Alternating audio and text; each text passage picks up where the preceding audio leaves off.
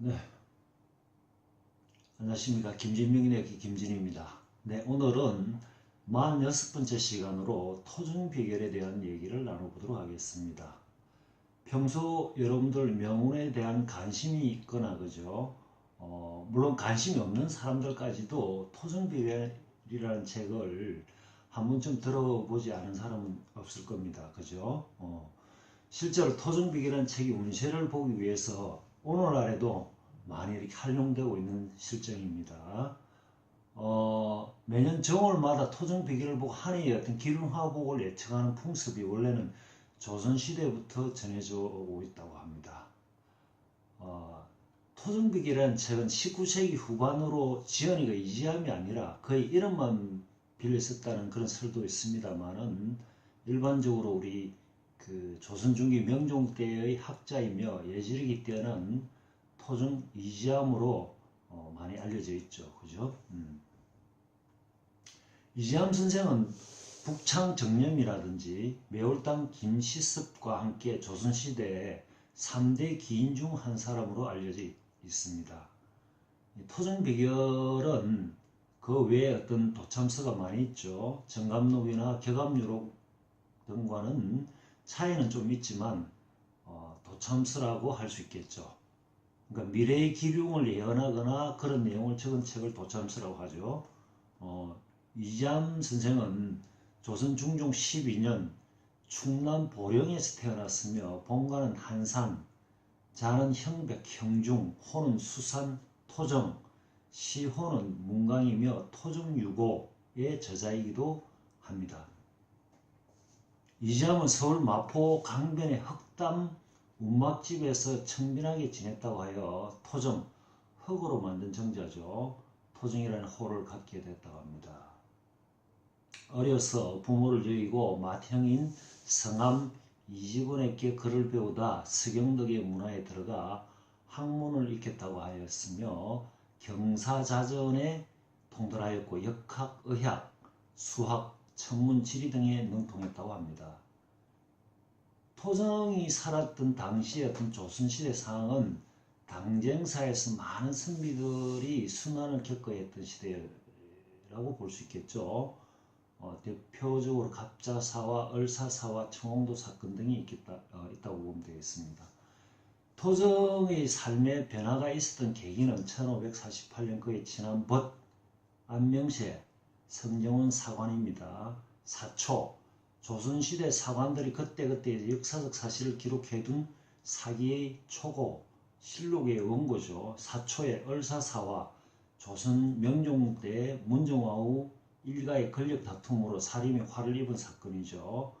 을사사화를 비판한 기록을 남겼다는 이유로 죽임을 당한 사건과 토정의 장인인 이정랑이 영모 사건의 괴수로 연루되어 처형되고 처남들도 처형을 당하였던 청홍도 사건이었다고 합니다.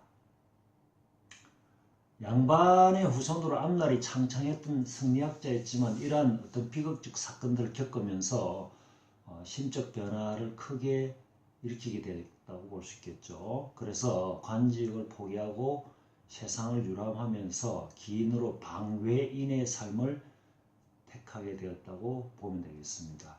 재물이라는 것은 많으면 많을수록 재앙이 따르는 법이라며 스스로 청빈함을 신조로 삼았다고 합니다.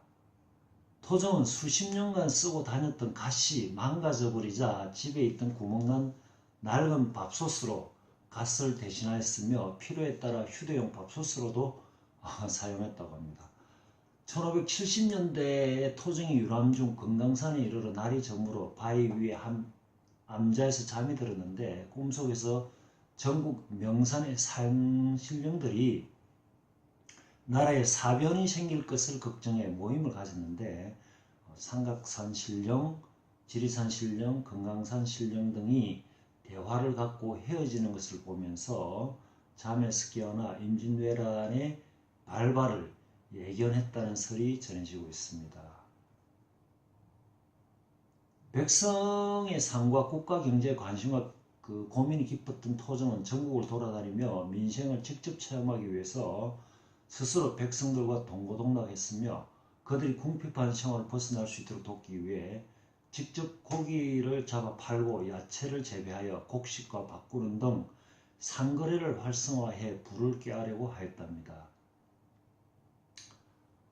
그 외에도 각종 질병을 퇴치하기 위해 도가의 신체 단련법이면서 치료법이기도 하였던 풍력과 어떤 단식 요법 등을 전파하고 풍수와 주역을 연구해 백성들의 불안감을 완화하고 희망과 용기를 불어넣는데 노력을 기울였다고 합니다.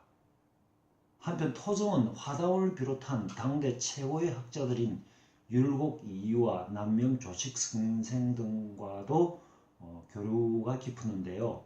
선조 6년 능력과 지식을 가진 제야의 선비를 기용하는 정책을 이용해 남명이 선조에게 상소를 올려 토종을 청거 56세가 되던 비교적 늦은 나이에 포천 현감으로 벼슬을 시작하게 되었으며 이후 1578년에는 아산 현감으로 재직하다가 세상을 떠났다고 합니다. 토종 비결은 조선의 다른 도참서처럼 국가나 왕조의 운명을 유추하고 새 시대의 도래를 예견하는 것과는 달리 개인의 미래에 대한 운세를 해결하고 처세운을 제시하고 있는 것으로서 토종 비결의 철학은 70% 이상이 행운의 괴로서 앞일을 정확하게 알리는 것보다는 삶에 찌들린 민중들에게 희망과 용기를 주는 데 중점을 두었던 것으로 즉 그의 사상과 의도가 반영되어 있다는 것을 알 수 있습니다. 그 책에서는 요행이나 행제를 말하지 않고 불리할 때는 준비를 하며 시기를 기다리고 유리할 때는 계절이 지나가는 비유로 이치를 일깨워 겸허하게 살며 대비하라고 충고하고 있으며 인내와 슬기를 가르치고 동시에 희망을 심어주고 있는 것입니다. 따라서 당시에 살고 있었던 백성들에게는 정신적 위안이나 구원처가 되었던 것이죠. 네, 오늘은 46번째 시간으로 토종 비결에 대한 얘기를 나눠보았습니다. 여러분들 유익한 시간이 되셨나요? 유익했다면 많은 후원 부탁드리겠습니다. 감사합니다.